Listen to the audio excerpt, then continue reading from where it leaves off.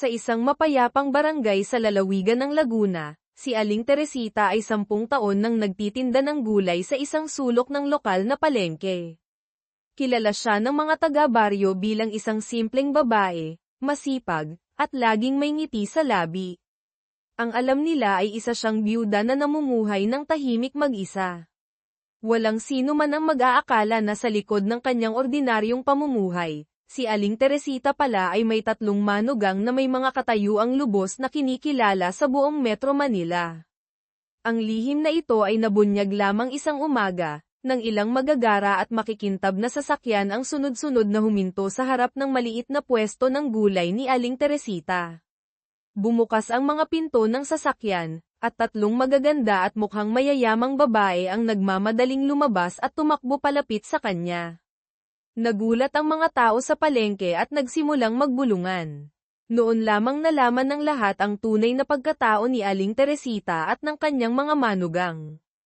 Ang panganay na manugang, si Isabel Santos, ay ang nag-iisang tagapagmana ng pamilyang Santos, ang pinakamayamang angkan sa Pilipinas, na nagmamay-ari ng maraming malalaking korporasyon. Ang pangalawang manugang, si Angelica Reyes, ay isang sikat na artista sa pelikula at telebisyon, isang box office queen na may milyon-milyong tagahanga sa buong bansa at maging sa Asia.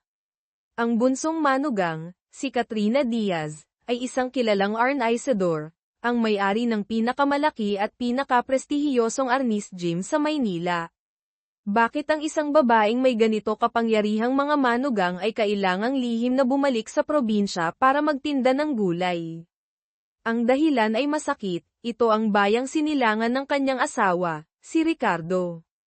Umuwi si Teresita dito sa iisang layunin ang hintayin ang pagbabalik ng kanyang asawa na 30 taon nang nawawala. Nagsimula ang lahat 30 taon na ang nakalilipas. Si Ricardo, na nagnanais ng mas magandang buhay, ay nagpas siyang makipagsapalaran sa Maynila. Iniwan niya ang kanyang matatandang magulang sa pangangalaga ng kanyang batang asawang si Teresita, at mag-isang umalis.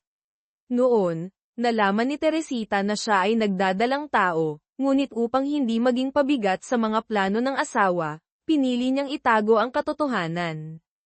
Umaasa siyang magtatagumpay agad si Ricardo at makakabalik, ngunit hindi niya inaasahan na ito'y maglalaho na parang bula, walang anumang balita.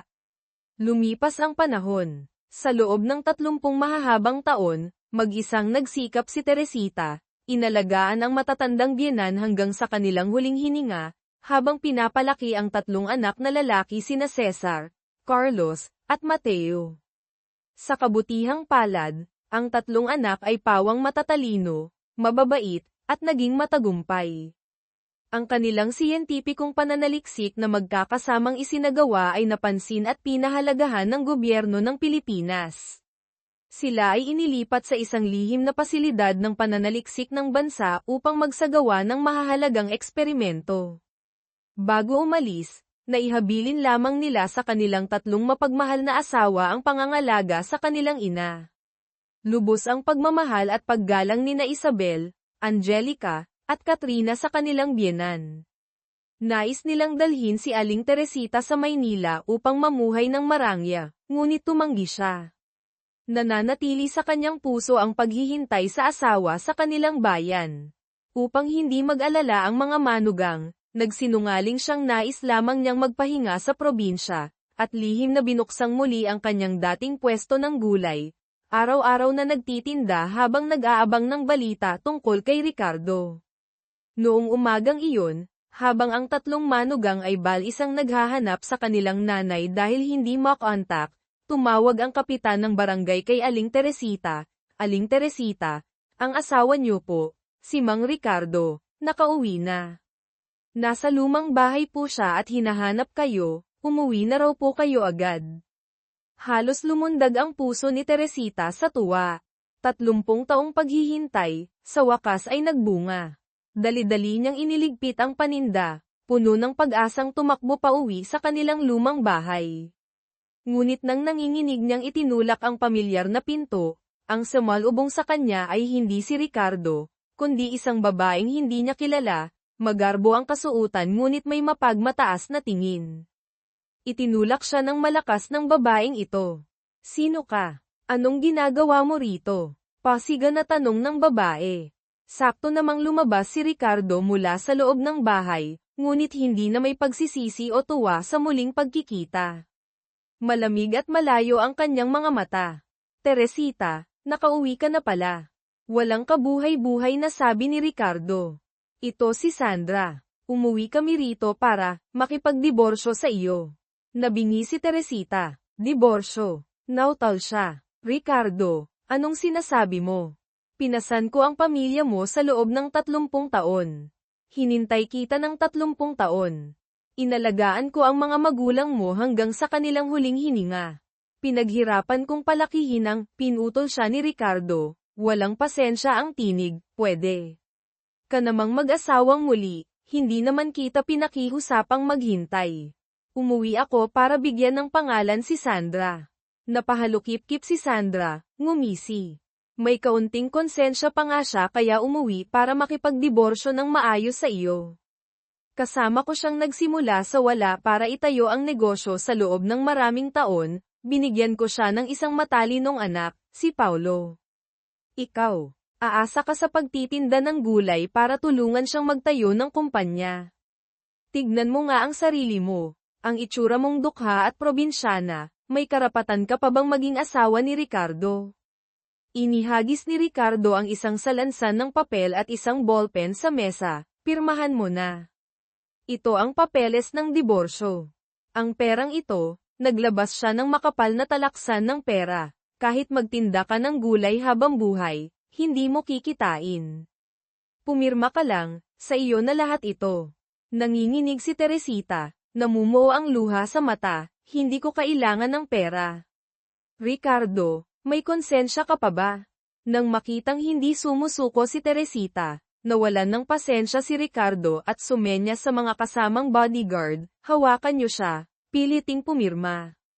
Lumapit si Sandra, puno ng pangmamaliit ang tinig, dapat alam mo ang agwat natin. Ang anak namin, si Paulo, ay ikakasal na kay Angela Santos, ang pangalawang anak na babae ng pinakamayamang pamilyang Santos. Sa panahong iyon, magiging balay na kami ng mga Santos. Kung alam mo ang tama, pumirma ka na agad, baka sakaling matuwa pa kami, at dahil sa pagbabantay mo ng bahay sa loob ng 30 taon, bigyan ka pa namin ng kaunting pabuya. Narinig ito ni Teresita, hindi napigil ang sumangot ng may paghamak. Balay ng mga Santos. Pak! Isang malakas na sampal mula kay Sandra ang damapo sa pisngi ni Teresita. Minamaliit mo ba ako? Pumirma ka na. Sumugod ang mga bodyguard, hinawakan ng mahigpit si Teresita, pilit na ipinahawak sa kanya ang ballpen. Nagpumiglas siya ng husto, ginamit ang buong lakas para makawala, hinablot ang papeles ng diborsyo at pinagpunit-punit ito. Walang utang na loob, mang-aagaw ng asawa, sigaw niya, itinuro sina Ricardo at Sandra. Hindi nagalit si Sandra. Bagkos ay ngumisi pa, itinuro ang larawan ng 3 anak ni Teresita na nakasabit sa dingding, makapal din pala ang mukha mo. Nagtago ka sa asawa mo, lamandi sa iba at nagkaanak pa ng 3. Anak mo sila. Susubukan sanang isiga ni Teresita ang katotohanan. Ngunit hindi siya binigyan ng pagkakataon ni Ricardo. Sumugod ito at sinaktan siya dahilan para mapaupo siya sa sahig. Hindi pa nasiyahan. Hinablot niya ang larawan sa dingding, ibinagsak ito ng malakas sa sahig kaya nabasag ang salamin. Nang subukang abutin ni Teresita ang larawan ang tanging alaala ng mga anak bago sila umalis walang awang itinulak siya ni Ricardo papunta sa gilid ng mesa. Tumama ang noo ni Teresita sa kanto ng mesa, agad na damyugo. Ikaw, tignan mo ang larawan ng mga magulang mo sa altar. Hipuin mo ang konsensya mo. Ginagawa mo ito sa akin, hindi ka ba natatakot? Masakit na sabi ni Teresita. Matakot saan? Nang ahas kang magkaanak sa iba sa likod ko. Hindi ka na taga-pamilya Ricardo. Umungol si Ricardo. Sumawsaw si Sandra, ito ang bahay ng mga Ricardo. Ako ang asawa niya. Kung alam mo ang lugar mo, lumayas ka na. At bumaling sa mga bodyguard, itapon niyo siya palabas. Magsisisi kayo. Siguradong magsisisi kayo. Bitawan niyo ako. Desperadong sigaw ni Teresita habang kinakaladkad siya ng mga bodyguard at walang awang itinapon palabas ng mismong bahay na kanyang inalagaan at pinagyaman sa loob ng 30 taon. Samantala, sa ibang bahagi ng barangay, ang tatlong manugang na sina Isabel, Angelica, at Katrina ay hindi mapakali na parang mga langgam sa mainit na kawali. Hinahanap nila ang kanilang biyenan kung saan-saan ngunit masyadong malaki ang barangay, hindi nila ito mahanap. Hindi matawagan si nanay. Nag-aalala na ako. Sabi ni Angelica, puno ng pag-aalala ang mukha. Siguradong may nangyari na. Kunot noong sabi ni Katrina, mahigpit ang hawak sa kamay. Magpapadala ako ng mga tao para maghanap, sabi ni Isabel, kinuha ang telepono. Sakto namang tumunog ang telepono ni Isabel. Mensahe mula kay Teresita, isang GPS location lamang. Nagpadala si nanay ng lokasyon. Baka nasa panganib siya. Sigaw ni Isabel. Tara na. Sunduin natin si nanay. Agad na humarurot ang tatlong mag-agarang sasakyan patungo sa lokasyon. Natagpuan nila si Teresita na nakaupo sa lupa sa labas ng lumang bahay, duguan ang ulo, mahigpit na yakap ang basag na larawan, at walang tigil ang pag-agos ng luha. Nanay! Nanay! Anong nangyari? Takot na tumakbo ang tatlong manugang at ay nalalayan ang ina. Mga anak, nasira ang litrato. Humikbi si Teresita, itinuro ang larawan. Okay lang po iyan, nanay, maayos po natin ito. Akin na po, marahang sabi ni Isabel, kinuha ang larawan. Ito yung litrato nilang tatlo bago sila umalis, iniwan para sa akin. Okay na po, nanay, tumayo po muna tayo, ay nalalayan ni Angelica ang ina. Isabel, ate, tawagan mo. Agad ang private doctor natin papuntahin sa mansyon sa Maynila. Katrina, pakiimbestiga kung ano ang nangyari kay nanay ngayong hapon, sabi ni Isabel, lumamig ang tinig. Kapag nalaman ko kung sino ang nanakit kay nanay ng ganito, hindi ko sila palalampasin. Tiningnan ni Katrina ang sugat sa noo ni Teresita, pagkatapos ay tumingin sa lumang bahay, kung saan nakatayo sina Ricardo at Sandra na may mapanuyang tingin. Naging matalim ang kanyang mga mata. Sila, kilala mo sila? Nagulat si Angelica. Tumingin ng mas maigi si Isabel. Diyos ko, ang kapatid kong si Angela, hindi ba't ikakasal siya sa anak nila? Sila ang magiging biyenan ni Angela. Kahit pabiyenan sila ni Angela, hindi nila pwedeng apihin si nanay. Galit na sabi ni Angelica. Tama, mariing sabi ni Katrina. Kung gayon, mag-oorganisa tayo ng isang malaking welcome party para kay nanay sa Maynila. Ipakikilala natin siya sa lahat. Tignan natin kung sino pa ang mangangahas na apihin siya sa Maynila. Gawin natin iyan, ate, sang-ayon ni Isabel. Tinawagan ni Isabel ang kapatid na si Angela. Angela, ate mo ito. Ate Isabel, bakit po kayo napatawag? Umuwi na ng Maynila si Nanay Teresita ko. Yung biyenan ko na madalas kong ikwento sa iyo. Talaga po, sa wakas pumayag na siyang umuwi. Oo nga, balak kong mag-organisa ng welcome party para sa kanya bukas ng gabi sa Peninsula Hotel. Hindi ba't ikakasal ka na? Isama mo na rin ang pamilya ng mapapangasawa mo para makilala ko sila.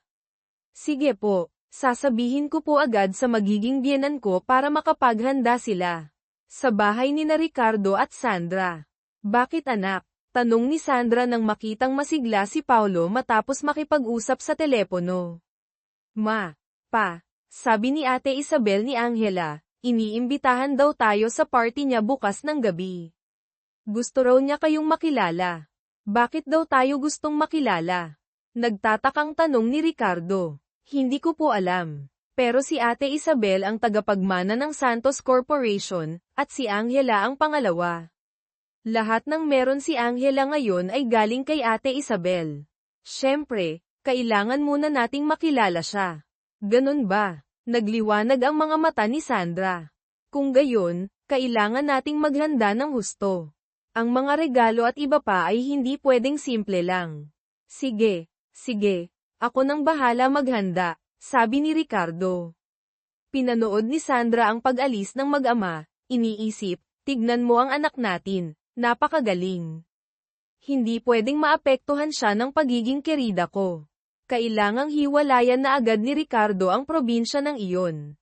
Bumaling siya kay Ricardo, kapag napakasalan na ni Paulo ang pangalawang anak ng mga Santos, siguradong tayo ang magiging pinakamakapangyarihan dito sa Maynila. Kinagabihan, sa marangyang bulwagan ng Peninsula Manila Hotel. Isabel, Angelica, Katrina, mga anak. Namangha si Teresita sa napakagandang ayos ng lugar at sa mamahaling damit na inihanda ng mga manugang para sa kanya. Nanay, kami po ang nag-ayos nito. Nakangiting sabi ni Angelica. Nahirapan po kayong umuwi, kailangan kong ipagmalaki sa lahat ang mabuti kong biyenan. Naaalala ko pa po noon, taglamig, nagsushooting ako sa Baguio na sobrang lamig, umakyat po kayo ng bundok ng mahigit 3 oras para lang dalhan ako ng mainit na sopas na manok.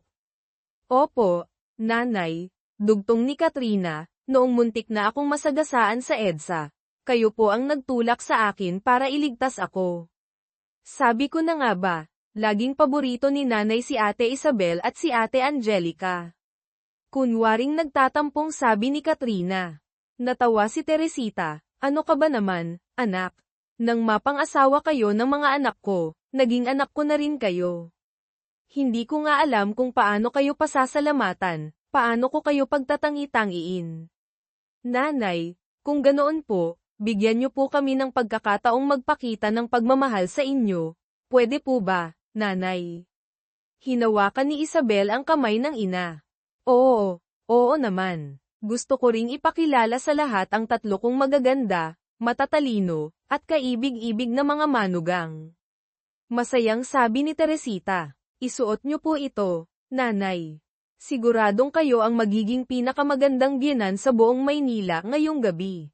Sabi ni Angelica. Samantala, sa entrance hall, sina Ricardo at Sandra, nakabihis ng magarbo, ay tumatanggap ng mga mayayamang bisita. Ay, Sandra, ang bongga. Ang swerte mo naman.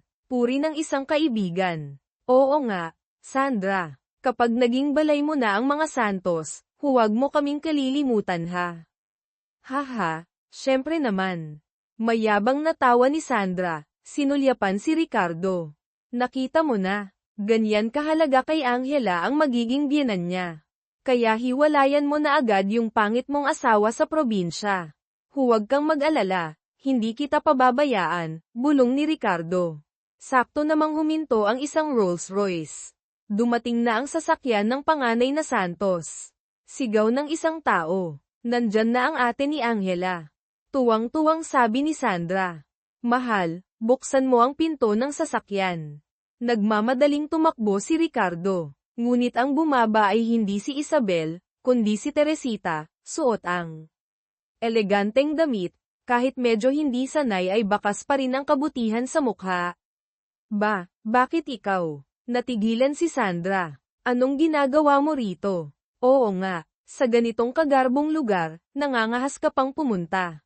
Gulat din si Ricardo. Siyempre, nandito ako para dumalo sa salo-salo, kalmadong sagot ni Teresita.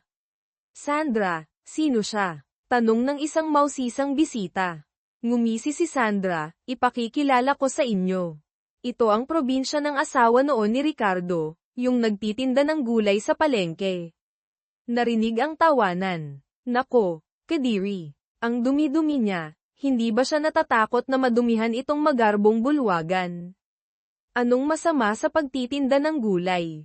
Hindi ba pwede? Itinaas ni Teresita ang kanyang ulo. Hindi ka ba nahihiya? Nakaganyang ayos ka tapos pupunta ka rito para magpatawa. Patuloy na pang-iinsulto ni Sandra. Tiningnan ni Teresita ng diretso sina Sandra at Ricardo, isang kabit, isang lalaking nagtaksil sa asawa at anak, hindi nahihiya.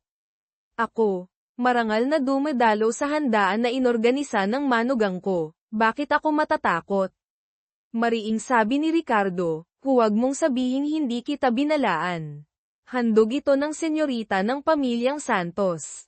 Mag-ingat ka baka mapalayas ka, Huwag kang lalapit sa akin para humingi ng tulong. Huwag kang mag-alala. Kahit mamatay ako, hinding-hindi ako hihingi ng tulong sa inyong dalawa. Matigas na sagot ni Teresita.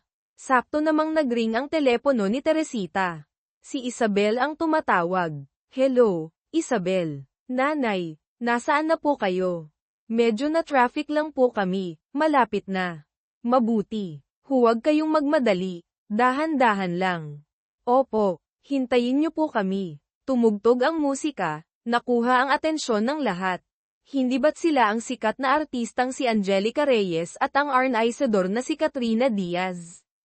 Ang lakas ng dating nila. Sandra, tingnan mo. Papunta sila sa direksyon mo. Tinaas ni na Sandra at Ricardo ang kanilang mga baba, iniisip na babatiin sila ng dalawang sikat na personalidad. Mabilis na naglakad sina Angelica at Katrina, nilampasan sina Ricardo at Sandra, at dumiretso kay Teresita. Nanay, sabay nilang tawag, maghiliw na inakbayan ang biyenan. Tumahimik ang buong bulwagan. Natulala sina Sandra at Ricardo. Ikinagagalak kong ipakilala sa inyong lahat, kinuha ni Angelica ang mikropono, ang kanyang matamis na tinig ay umalingaw-ngaw, ang babaeng ito, ay ang aming pinakamamahal na biyenan, si Aling Teresita. Sumunod si Katrina, malakas ang tinig, sino mang manggahas na walang galang sa aking biyenan, ay kalaban ni na Angelica Reyes at Katrina Diaz. Ano? Biyenan? Nautal si Sandra. Siya ang biyenan ng sikat na artista at ng Arnaizador. Bulungan ng mga bisita. Hindi pa rin makapaniwala si Sandra. Huwag mong isipin na dahil nakasuot ka ng ibang damit ay may tatago mo na ang pagiging dukha mo. Dukha ba ako? Kilala ko ang babaeng ito. Turo ni Sandra kay Teresita, malakas na sinabi sa lahat. Ito ang dating asawa ng mister ko. Nagtitinda ng gulay sa palengke. Oo nga pala, noong kasal pa sila ng mister ko, lamandi siya sa iba, nagkaanak ng 3 bastardo. Ano? May anak sa labas. Tignan mo nga naman, walang kahihiyan. Tumahimik ka, huwag kang magsalita ng kasinungalingan dito. Sigaw ni Teresita, nagsisinungaling ako. Ang handaan na ito ay inorganisa ng senyorita ng pamilyang Santos para sa akin. Pilit pa rin ni Sandra. Hindi ko alam kung paano ka nakapasok dito. Mga gwardya, itapon niyo siya palabas. Anong ginagawa niyo? Bitawan niyo ako. Ako ang biyenan ng senyorita ng pamilyang Santos. Hinawakan si Teresita ng ilang gwardya. Sandali, isang makapangyarihang tinig ang narinig mula sa pinto. Si Isabel Santos, suot ang napakagandang damit, may awtoridad ang tindig, ay pumasok kasama ang kapatid na si Angela. Ate Isabel, tumakbo si Angela palapit. Anong nangyayari dito, ate? Mga gwardya, ihatid niyo si Senyorita Angela pabalik sa akin. Malamig na utos ni Isabel sa kanyang mga tauhan. Ate, anong ginagawa mo? Naguguluhang tanong ni Angela. Hindi pinansin ni Isabel ang kapatid, dumiretso kay Teresita, ay nalalayan itong tumayo. Nanay, okay lang po ba kayo? Pagkatapos ay humarap siya kina Ricardo at Sandra, matalim ang tingin na parang kutsilyo, ang sugat sa noo ng nanay ko. Kayo ba ang may gawa? Nanginginig si Sandra, Senyorita, hindi ko po talaga alam na siya ang biyenan niyo. Ako po ay dahil sa kanya. Tumingin si Isabel kay Sandra, ikaw ang gumawa. Ako po ay dahil siya ang asawa ni Presidente Ricardo. Siya ay taksil, kaya galit po ako sa kanya. Nauutal na paninisi ni Sandra. Hindi pagkakaunawaan. Malamig na ngumiti si Isabel. Ang sugat sa katawan ng nanay ko, sinasabi mong hindi pagkakaunawaan. Mas mabuting ipagdasal mong walang mangyaring masama kay nanay. Kung hindi, lahat ng naririto ngayon na nang ahas na saktan ang nanay ko, ay hindi magkakaroon ng magandang katapusan. Sinubukang magpaliwanag ni Ricardo, Senyorita, ang nangyari po ngayon ay hindi talaga pagkakaunawaan. Presidente Ricardo, pinutol siya ni Isabel, gusto mong makipagdiborsyo, ayos lang. Gusto mong magpakasal para sa politika, umakyat sa mas mataas na posisyon, naiintindihan ko. Ngunit kayong dalawa, itong magkasintahan sa kataksilan, hindi dapat saktan ang aking biyenan. Sinaktan niyo ang biyenan ko, hindi ba? Hindi na napigilan ni Katrina, ngayon, kailangan kong. Katrina, tigil, pinigilan siya ni Teresita. Ang problema ko, ako ang haharap. Lumakad siya papunta kay Ricardo. Anong gagawin mo? Sinasabi ko sa iyo. Umatras si Ricardo. Pak! Isang sampal ang damapo sa pisngi ni Ricardo. Ang sampal na ito, para sa mga magulang mo. Wala kang utang na loob. Pak! Isa pang sampal. Ang sampal na ito, para sa 3 mong anak. Hindi ka karapat-dapat na ama. Pak! Ang pangatlong sampal. Ang sampal na ito, para sa akin. Lalong hindi ka karapat-dapat na asawa. Nagtaksil sa kasal. Walang puso. Napahawak si Ricardo sa mukha, natulala. Humarap si Teresita kay Sandra na nanginginig. Anong gagawin mo? Nautal si Sandra. Pak! Isang nag-aapoy na sampal para kay Sandra. Ang sampal na ito, regalo ko sa iyo. Alam mong may asawa ang tao, sumisira ka pa ng pamilya. Mga gwardya, utos ni Isabel. Kaladkarin niyo ang dalawang ito palabas. Kayo, hindi ko kayo patatawarin. Kinaladkad sina Ricardo at Sandra palabas sa gitna ng kahihiyan. Humarap si Teresita sa mga natutulalang bisita. Pasensya na kayo sa napanood nyo. Ang mga pinalayas kanina ay ang asawa ko, at ang kanyang kabit. Mag-isa kong pinalaki ang 3 kong anak na lalaki, pinag-asawa silang lahat, tapos pinaratangan pa akong taksil. Lumapit si Isabel, niyakap ang biyenan. Nanay, huwag na po kayong malungkot. Humarap siya sa mga bisita. Ngayon, nais kong formal na ipakilala sa inyong lahat, ang aming napakabuting biyenan si Aling Teresita. Naglapit si Angelica ng isang kahon na balot sa peles. Nanay, ito po ay isang black card na walang limitasyon. Gastusin niyo po ang gusto niyo. Lumapit din si Katrina, ibibigay ko po sa inyo ang 20% ng shares ng Diaz Arnis Gym. Mula ngayon, sino mang manggahas na apihin ang aking biyenan, ay kalaban ng pamilyang Santos, ni Angelica Reyes, at ng Diaz Gym. Tumahimik ang buong bulwagan, pagkatapos ay napuno ng palakpakan. Si Aling Teresita, ang tindera ng gulay mula sa probinsya, ay matatag nang nakatayo ngayon na may hindi matitinag na suporta mula sa kanyang 3 makapangyarihang manugang. Pagkatapos ng party, mabilis na kumalat ang balita tungkol sa eksena sa Peninsula Hotel. Ang larawan ni Ricardo at Sandra na pinalayas, kasama ang pagtatanggol ng 3 makapangyarihang manugang kay Teresita, ay naging mainit na usapan. Sa mansyon ni Isabel sa Maynila, tahimik na nakaupo si Teresita, nakatingin sa lunti ang hardin. Nasa tabi niya ang mga manugang, inaalo siya. Nanay, huwag na po kayong malungkot. Nandito naman po kaming 3 para sa inyo, sabi ni Angelica. Opo, nanay. Lahat naman tayo nakakaranas ng masasamang tao. Ang mahalaga, magkakasama tayong pamilya at namumuhay ng maayos, dagdag ni Katrina. Bamantong hininga si Teresita. Ito, inaasahan ko nang mangyayari. Yung walang kwentang asawa ko, hindi siya karapat-dapat sa 30 taon kong paghihintay. Tumingin siya sa mga manugang, may determinasyon sa mga mata. Mga anak, tulungan niyo akong ihanda ang kasulatan ng diborsyo. Nakapag-isip na ako. Huwag po kayong mag-alala, nanay, sabi ni Isabel, kukunin ko po ang pinakamagaling na abogado sa Pilipinas para tulungan kayo, para siguraduhing walang makukuha ang matandang iyon. Ngunit hindi basta sumuko sina Ricardo at Sandra. Makalipas ang ilang araw, nagpunta sila sa mansyon. Teresita, lumabas ka dyan. Sigaw ni Sandra sa labas ng gate. Yung video sa internet, ikaw ba ang nagpakalat? Bakit ang sama mo? Kumalat yung video. Paano nahaharap sa tao si Paulo namin dito sa Maynila? Lumabas si Teresita kasama ang mga manugang. Hindi ako naparito para panoorin ang pagmamahalan ng pamilya mo. Direktang sabi ni Ricardo. Teresita, magdiborsyo na tayo. Bakit? Ngayong may kakampi ka ng senyorita ng Santos, Papayag ka ng makipagdiborsyo. Minamaliit mo na ako. Mapait na ngumiti si Teresita. Mas kasuklam-suklam ka pa sa inaakala ko, dagdag niya. Kasuklam-suklam. Yung anak na isinilang mo, kahit mapang-asawa pa niya ang senyorita, artista, anak mo pa rin. Sino ba talaga sa atin ang kasuklam-suklam?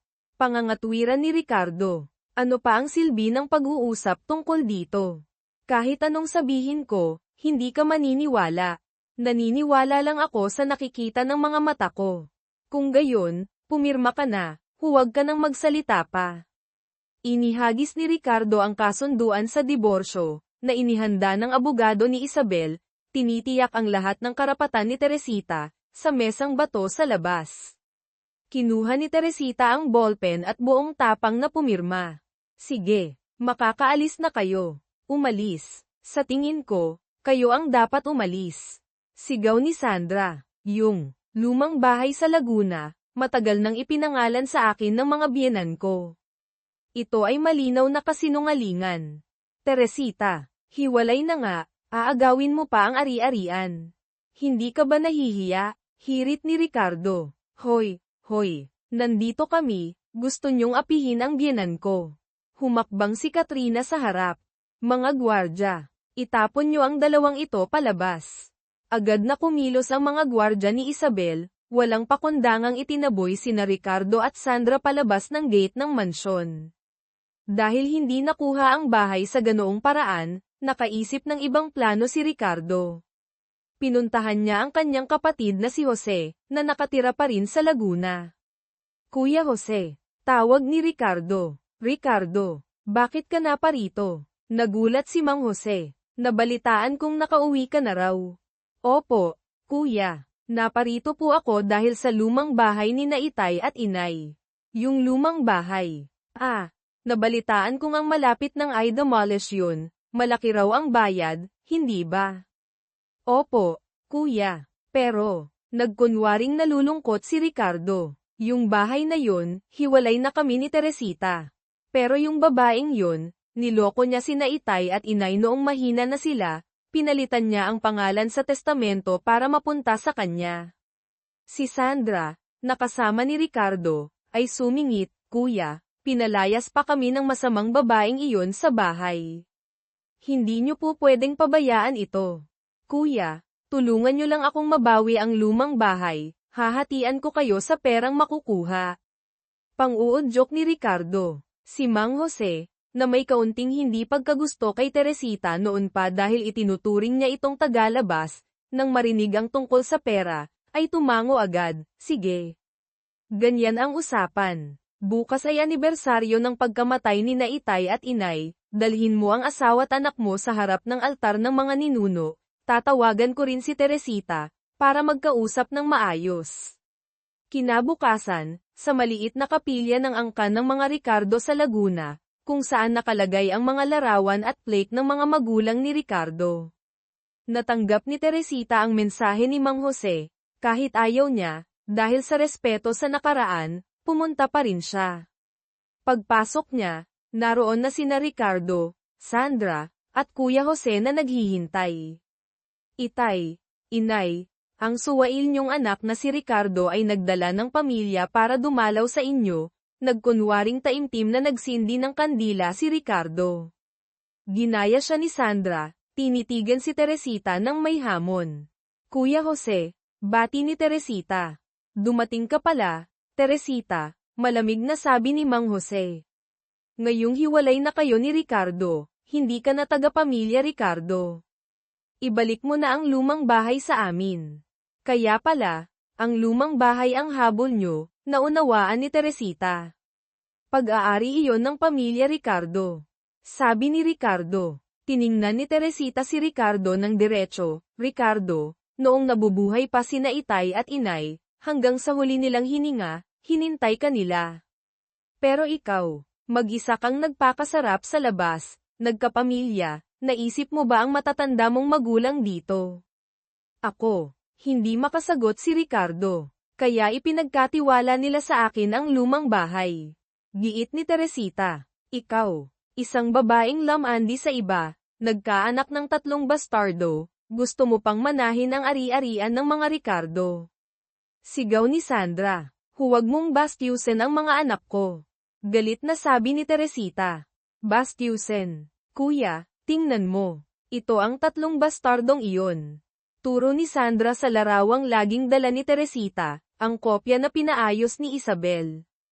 Tiningnan ni Mang Jose ang larawan, pagkatapos ay si Teresita, Kuya. Huwag mo akong tawaging kuya, hindi ako karapat-dapat. Noon akala ko anak ni Ricardo ang 3 bata, noong mahirap pa kayo, tinutulungan ko pa kayo paminsan-minsan. Hindi ko akalaing tumutulong pala ako sa 3 bastardo. Kuya, hindi po totoo iyan. Pilit na paliwanag ni Teresita. Hindi totoo. Pagkatapos mong lumipat sa Maynila kasama ang manugang mo, dinalaw kita minsan. May isang lalaking hindi ko kilala na madalas lumabas-masok sa bahay mo. Inilabas ni Mang Jose ang kanyang ebidensya. Ano? Imposible. Gulat na sabi ni Teresita. Mabuti na lang at maingat ako, nakuhanan ko ng litrato. Ipinakita ni Mang Jose ang kanyang telepono. Tiningnan ni Teresita ang screen. Ito, hindi ba't ito ang Katie wala na kinuha ni Isabel? Ano ang mapapatunayan ng isang litrato? Tanong niya pabalik. Ano? Kailangan pa bang makita kitang kasama ng lalaking iyon sa iisang kama para mapatunayan? Pang-uuyam ni Ricardo. Asawa. Dahil sa lumang bahay, dinudungisan mo ang pangalan ko, nagsisinungaling ka tungkol sa akin. Tao ka pa ba? Humarap si Teresita kay Mang Jose. Nagsisinungaling tungkol sa iyo. Malinaw na ikaw ang nangaliwa, nagkaanak pa ng 3 bastardo. Ngayon, ako pa ang sinisisi mo. Pangangatwiran ni Mang Jose. Babaeng mabaho, huwag ka nang magmatigas. Sigaw ni Ricardo. Ang lalaki sa litrato ay Katie wala na kinuha ng manugang ko. Madali lang itong imbestigahan. Ganun ba? Kung kaya mo, tawagan mo siya para magkaharap tayo. Hamon ni Sandra. Walang ibang nagawa si Teresita kundi tawagan. Ang Katie wala ni Isabel. Hello, Ginoong Reyes. Nandito po ako ngayon sa kapilya ng mga Ricardo sa Laguna. Pwede po ba kayong pumunta rito sandali? Sa kabilang linya, narinig ni Isabel ang tawag. Katie wala Reyes. Nasa kapilya ng mga Ricardo si nanay. May problema ba? Agad niyang tinawagan sina Angelica at Katrina. Tara, punta tayo sa kapilya ng mga Ricardo sa Laguna agad. May problema si nanay. Samantala, sa kapilya. Ano? Hindi matawagan. O hindi nangangahas tumawag. Ngumisi si Sandra. Pinilit ni Ricardo si Teresita. Sayang lang ang tiwala ko sa iyo sa loob ng maraming taon.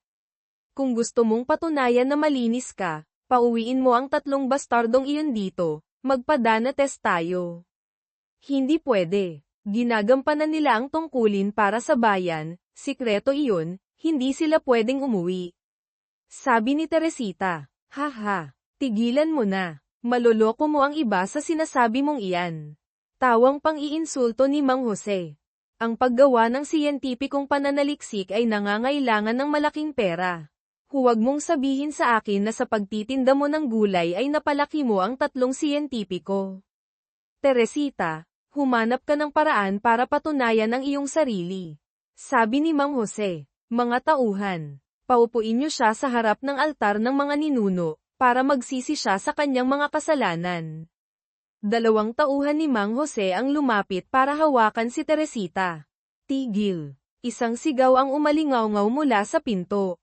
Si Katrina Diaz ay dumating kasama ang isang grupo ng mga estudyante mula sa Diaz Arnis Gym na nakauniporme. Sumunod sina Angelica at Isabel. Nanay, okay lang po ba kayo? Tumakbo ang 3 manugang palapit kay Teresita. Naabala ko na naman kayo. Nahihiyang sabi ni Teresita. Nanay, iisa lang tayong pamilya. Anong abala doon? Sabi ni Angelica. Tiningnan ni Katrina ang grupo ni na Ricardo at Jose, lahat ng ito ay mga disipulo ng Diaz Arnis Gym. Ngayon, gusto kong makita kung sino ang mangangahas na apihin ang nanay ko. Katrina. Nautal si Mang Jose. Tiningnan ni Isabel si Ricardo ng diretso, Kung hindi ko lang iginagalang na kayo ang ama ng aking asawa, dahil sa paulit-ulit niyong pang-aapi kay nanay, matagal ko na kayong hindi pinakitaan ng respeto.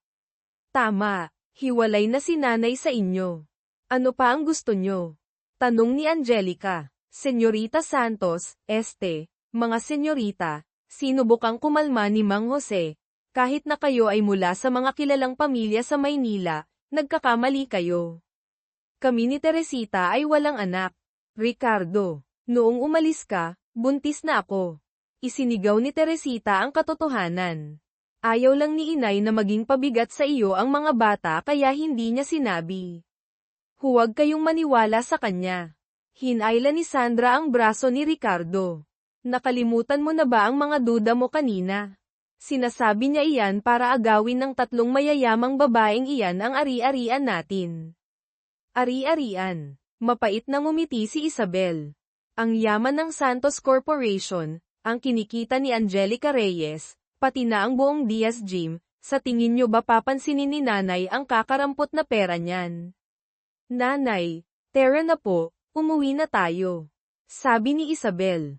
Hindi ka pwedeng umalis. Hinarang ni Ricardo. Tiningnan niya si Teresita, may kalkulasyon sa mga mata.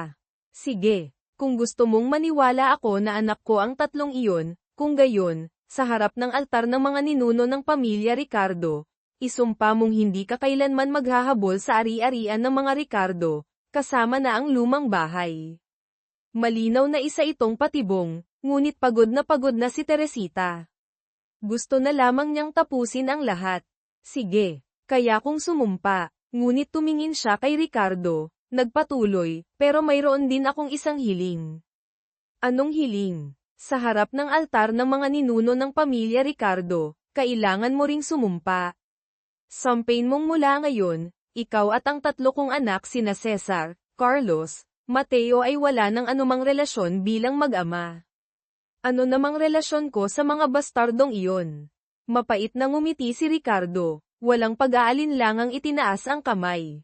Ako, si Ricardo, ay nanunumpa sa harap ng mga ninuno, na mula ngayon, ako at ang tatlong batang iyon ay wala ng anumang relasyon. Kung hindi ko tutuperin, parusahan nawa ako ng langit. Napapikit si Teresita, isang patak ng luha ang gamulong sa kanyang pisngi. Mga anak, ang ganitong uri ng tao, hindi karapat-dapat na maging ama ninyo. Minulat niya ang mga mata, tiningnan si Ricardo, Ricardo, kung darating ang araw na malaman mo ang katotohanan, sana huwag kang magsisi. Hinding-hindi ako magsisisi, buong tiwalang sagot ni Ricardo. Sige, hindi mo pa rin ako pinaniniwalaan, sabi ni Teresita, puno ng pait ang tinig. Humarap siya kay Mang Jose, nasaan ang kasulatan ng paglilipat ng pagmamay-ari ng lumang bahay. Ibigay mo sa akin. Tuwang-tuwang iniabot ni Mang Jose ang papel na nakahanda na. Kinuha ito ni Teresita, ngunit sa halip na pumirma, pinagpunit-punit niya ito. Ikaw, nagulat sina Ricardo, Sandra, at Jose. Gusto niyo ba talaga ang lumang bahay? Tiningnan sila ni Teresita, sinasabi ko sa inyo, hindi ako pipirma. Ang lumang bahay, sa testamento ni na itay at inay mo, malinaw na nakasulat, ang tagapagmana ay ako, si Teresita. Gusto niyong bawiin ang salita. Subukan niyong pigilan akong umalis dito ngayon. Bitawan niyo ako, sigaw ni Mang Jose nang hawakan siya ng mga disipulo ni Katrina. Ngayon, kahit ayaw mong pumirma, pipirma ka. Sumugod si Ricardo, ngunit siya at ang mga tauhan ni Jose ay walang laban sa mga bihasang arnaisador. Nanay, tara na po. Ay nalalaya ni Isabel si Teresita. Ang tatlong manugang kasama ang mga arnaisador ay umalis, iniwan ang tatlong sakim na galit na sumisigaw sa kawalan ng magawa. Pagkatapos ng mga kaguluhan, nagpa siya si Teresita na mamuhay para sa sarili. Buong puso siyang sinuportahan ng kanyang mga manugang. Dinala nila siya sa spa, namili ng mga damit, at higit sa lahat, tinupad ang isang lihim na pangarap niya, ang magkaroon ng magandang photoshoot na parang pangkasal, isang bagay na hindi niya naranasan. Pero, wala naman akong groom. Nag-aalangang sabi ni Teresita. Sino po bang nagsabi na kailangan ng dalawa sa wedding photo, nanay? Mapaglarong ngumiti si Angelica. Kayo po ang pinakamagandang bida. Opo, nanay. At saka, lahat ng hindi nyo naranasan noong kabataan nyo, pupunan po naming lahat ngayon. Sabi ni Isabel. Sa isang marangyang photo studio, sa unang pagkakataon ay isinuot ni Teresita ang isang puting damit pangkasal. Namangha siya sa kanyang refleksyon sa salamin, isang babaeng may taglay pa ring ganda sa kabila ng mga pinagdaanan. Sa kasamaang palad, sakto namang dumating din sa studio na iyon sina Ricardo at Sandra para magpa-picture ng pambawi nilang kasal. Nang makita si Teresita na napakaganda sa damit pangkasal, sumiklab ang selos ni Sandra. Ikaw, mga agaw. Alam mong magpapapicture kami ni Ricardo dito, nang ahas ka pang pumunta rito para manggulo. Sumugod si Sandra para gumawa ng eksena. Ngunit sa pagkakataong ito, hindi natinag si Teresita. Kalmado niyang tiningnan si Sandra, ginang Sandra, kung may sakit ka, magpagamot ka, huwag mong kung sino-sino ang kinakagat. Nandito ako para sa sarili kong photoshoot, walang kinalaman sa inyo. Lumapit sina Angelica at Katrina para protektahan ang ina. Huwag nyo na pong pansinin sila, nanay. Ngumiti po kayo ng maganda. Sabi ni Angelica, hinayla ang ina papunta sa ibang set. Galit na tiningnan ni Sandra ang kanilang pag-alis, ngunit wala siyang nagawa. HMP. Porket may mayayaman lang siyang manugang. Hintayin mong mapakasalan ng anak ko si Angela Santos, ipapahiya kita.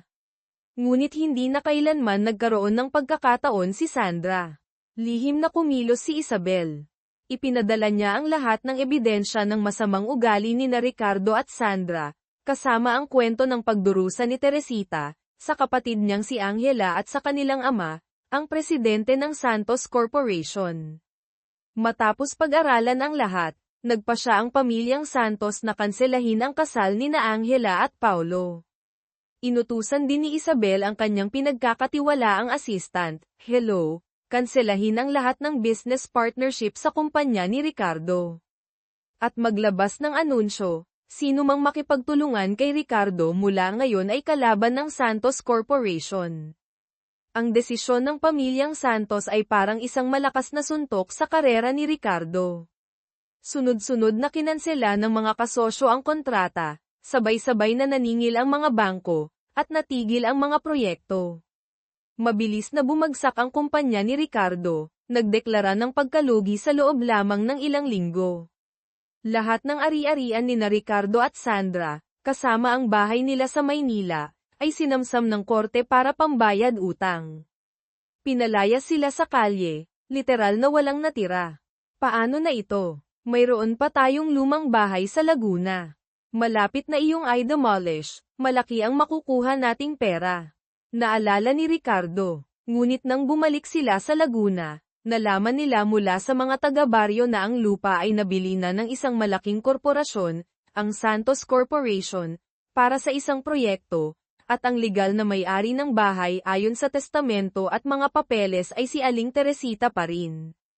Nakatanggap siya ng karampatang bayad at ginamit niya ang pera para sa mga proyektong pangkawang gawa sa barangay.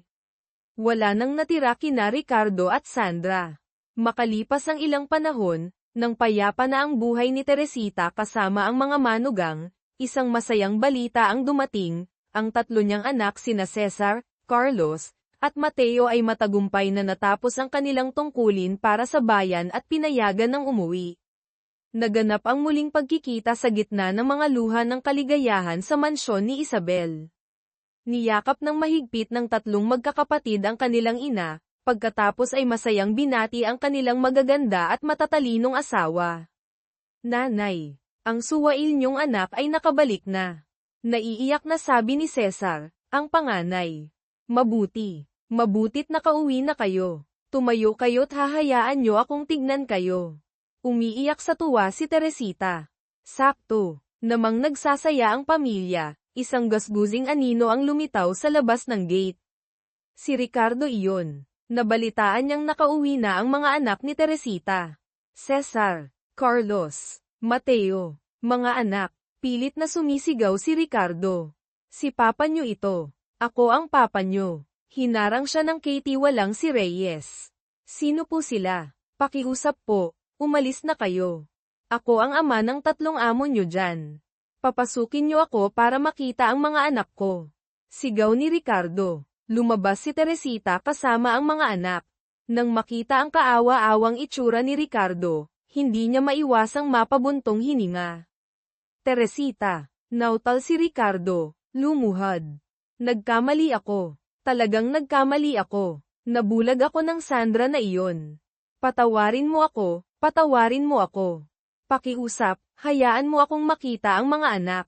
Umalis ka na. Ayoko nang makita ka pa, malamig na sabi ni Teresita.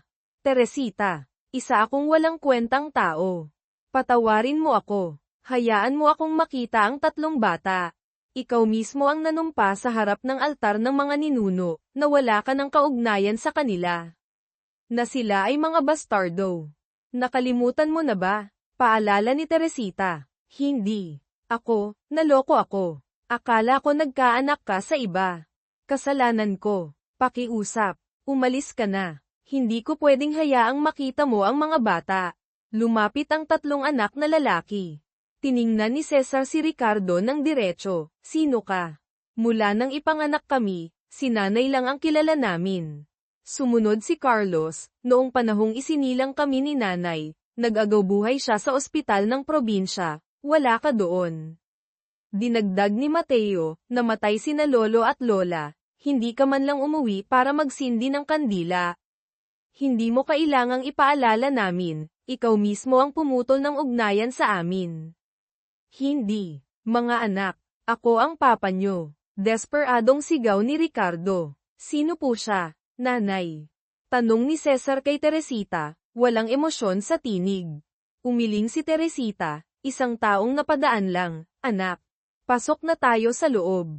Tumalikod siya, kasama ang mga anak at manugang, pumasok sa loob ng mansyon, isinara ang malaking gate, iniwan si Ricardo na nakaluhod at umiiyak sa gitna ng kawalan ng pag-asa at huling pagsisisi. Hindi nagtagal, nakita rin si Sandra na hinahanap si Ricardo na palaboy-laboy na sa kalye. Nagsisihan silang dalawa sa kanilang pagbagsak. Si Teresita, na natano ang eksena mula sa bintana ng kotse habang kasama ang mga manugang, ay bahagya lamang umiling. Lubusan na siyang nakalaya sa masakit na nakaraan. Ang buhay niya ngayon ay puno ng kapayapaan at kaligayahan kasama ang mga mapagmahal na anak at kahangahangang mga manugang, isang magandang katapusan para sa 30 taong paghihintay at sakripisyo. Si Clara, ang senyorita ng makapangyarihang pamilyang Alcantara, ay 15 taon nang ipinatapon palayo sa kanyang pamilya. Ngunit isang araw, nabalitaan niyang kritikal ang kondisyon ng kanyang pinakamamahal na lolo Rafael sa St. Luke's Medical Center. Kahit pinigilan ng matalik na kaibigan, desidido siyang bumalik ng Maynila. Sa kabilang banda, si Manang Elena, ang respetado at makapangyarihang mayordoma ng pamilya, ay maaga nang nakatanggap ng ulat mula sa tauhan niyang si Ricardo. Sa gitna ng magulong na iya, pinanood nila sa VIP lounge ang bawat kuha ng litrato. Sa wakas, natagpuan si Clara. Nang tanggalin niya ang kanyang salamin, ang nanlilisik niyang mga mata ay nagpatulala sa mga tauhan ni Manang Elena. Minaneho ni Clara ang kanyang mamahaling sports car patungo sa St. Luke's. Sa loob ng private room, binabantayan ni Manang Elena ang pag-aalaga kay Lolo Rafael. Pumasok si Clara. Bahagyang nagulat si Manang Elena ngunit agad ding bumalik sa pagiging kalmado, isinara ang pinto, at tahimik na lumabas. Nakita ni Clara si Lolo Rafael na nakahiga, walang malay. Kumirat ang puso niya. Ibinulong niya, Lolo, nandito na po ako. Gumising na po kayo para makita ako. Sa labas, kinuha ni Manang Elena ang telepono at tinawagan si Senyora Victoria, ang madrasta ni Clara. Ang hapunan sa mansyon ng mga Alcantara ay balot ng tensyon. Pumasok si Clara sa marangyang dining hall sa ilalim ng mapanuring tingin ng lahat. Magandang gabi, casual niyang sabi, isa lang akong bisitang hindi inaasahan, kaya wag na kayong maging formal. Umupo siya sa bakanteng silya. Lumapit si Antonio, ang kuya niya, para batiin siya ng magiliw, ngunit malamig siyang tinanggihan ni Clara. Si Senyora Victoria, sinusubukang pag-aanin ang sitwasyon, ay magalang na ipinakilala ang mga bagong miyembro ng pamilya, marahil ang asawa ni Eduardo, ang pangalawang kapatid. Ngunit mapanuyang ngiti lang ang isinukli ni Clara. Dahil dito, nagsalita si Eduardo, "Clara, huwag kang bastos." Sumagot si Clara ng may pang-asar, "Pasensya na, sanay na eh." Sakto namang napansin ni Clara ang isang batang lalaki na hindi niya kilala. Tumingin siya kay Antonio na tila nagtatanong, ngunit agad itong umiling. Sinulyapan niya ang mag-asawang Eduardo, ngunit mukhang wala silang pakialam. Walang nagawa, diretsang tinanong ni Clara ang bata, "Anong pangalan mo, bata?" "Mateo po." Natigilan si Clara saglit, tapos tumawa. "Wow! Ang galing! Grabe! Talagang napakagaling. Pero hindi ko siya nanay." Sinulyapan niya si Senyora Victoria. Hindi talaga nauubusan ng gulo ang pamilyang to. Palakaibigan niyang inilahad ang kamay kay Mateo. Biglang pumasok si Don Miguel, ang ama ni Clara at pinuno ng Alcantara Group. Lahat ay tumayo para batiin siya, maliban kay Clara na nanatiling nakaupo. May sarkasmo pa siyang sinabi, "Father, marunong ka talagang manggulat, ano? Nag-uwi ka pa ng gwapong kapatid na hindi naman dapat nandito." Ang katotohanan, ang tunay na ina ni Clara ay nagdusa ng husto sa bahay na iyon. Si Clara ay ipinatapon sa ibang bansa 15 taon na ang nakalipas, kinasusuklaman ng lahat maliban sa kanyang lolo Rafael. Ngayon, bukod sa pag-aalaga sa lolo niya, ang isa pang mahalagang misyon ni Clara ay alamin ang katotohanan sa pagkamatay ng kanyang ina. Para maibsan ang tensyon, kumuha si Antonio ng mamahaling alak para ialok. Ngunit ang matalim na tingin ni Don Miguel ay nagpatigil sa kanya. Walang pakundangang inagaw ni Clara ang bote, nagsalin sa baso, at ininom ito. "Cheers sa sarili ko," sabi niya, "sana magkaroon pa ako ng mas marami pang stepmother sa hinaharap." Nagngingit-ngit sa galit si Don Miguel at hinarap si Clara. "Bakit ka bumalik ng Pilipinas?" mariin niyang tanong. Tinaas ni Clara ang kanyang baba, "Gusto ko eh." "Kailangan ba ng rason?" Halos sumabog sa galit si Don Miguel. Hindi nagpatalo si Clara, hinampas ang mesa at tumayo.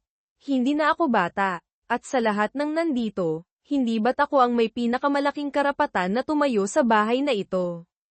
Tama ba ako, mahal kong stepmother?" Ang masayang hapunan ay nagtapos sa gulo. Kinabukasan, pumunta si Clara sa isang high-end boutique sa Makati para maghanap ng modern Filipiniana dress. Habang naghihintay, narinig niya ang isang maingay na pagtatalo. Si Bianca pala, isang sikat na aktres, na minamaliit ang sales staff. "Hindi mo ba ako kilala? VIP ako. Huwag mo akong turuan," sigaw ni Bianca. Hindi napigilan ni Clara na makialam. Si Bianca, na hindi alam kung sino si Clara, ay mayabang na pinaalis siya. Dahil sa aroganteng ugali ni Bianca, nagpa siya si Clara na turuan siya ng leksyon.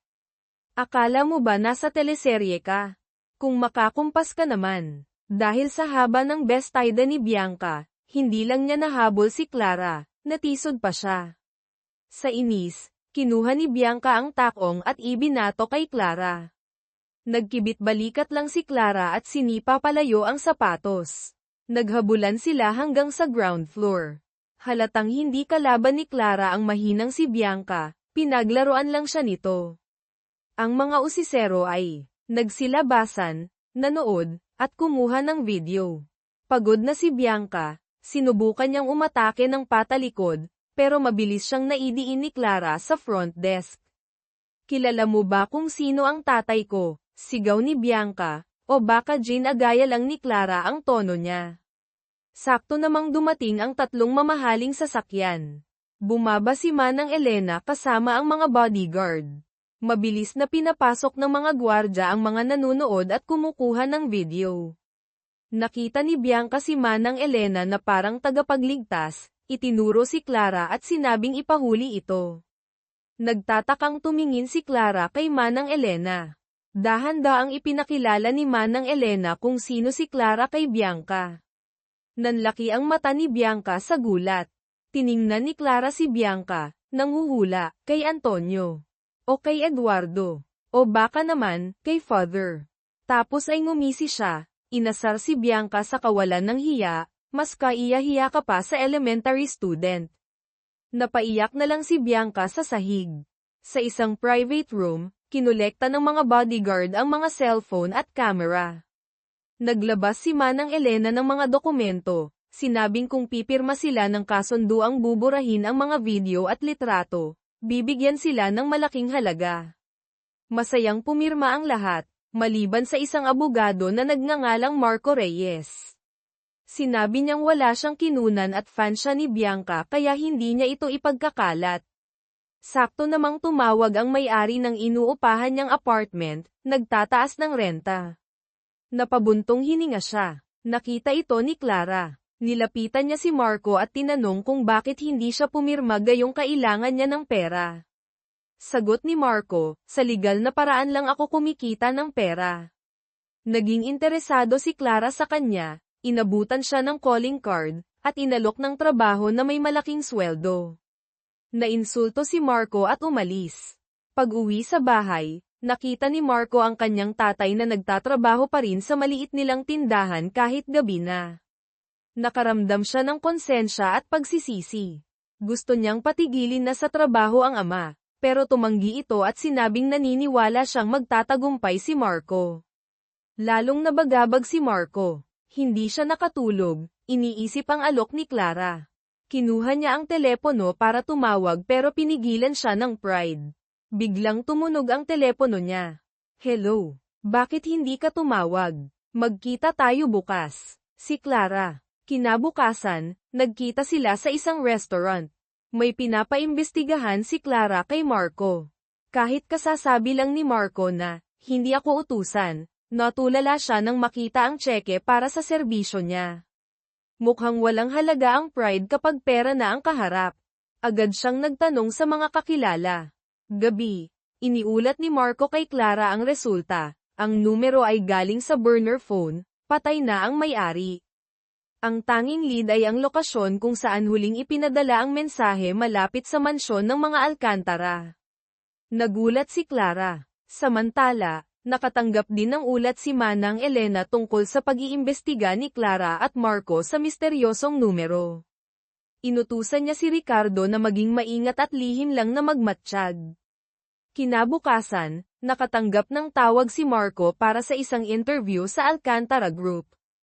Tuwang-tuwa siyang nagpaalam sa ama. Isang ordinaryong abogado mula sa hindi kilalang law school, mag-i-interview sa isang dambuhalang korporasyon. Sa meeting room, tiningnan ng mga executive ang resume ni Marco nang may pagdududa. Ngunit nang magsalita si Manang Elena para irekomenda siya, tumahimik ang lahat. Sakto namang pumasok si Clara. Inasar niya ang makaluma at boring na hiring process ng kumpanya, pati na ang pagpili ni Manang Elena. Hindi pa siya tapos magsalita, biglang tumunog ang alarm ng building. Nagmadaling lumabas ang lahat. Sa rooftop, may isang lalaking nagbabantang tatalon. Agad nalaman ng intelligence team, ang anak niyang babae ay dating empleyado ng Alcantara.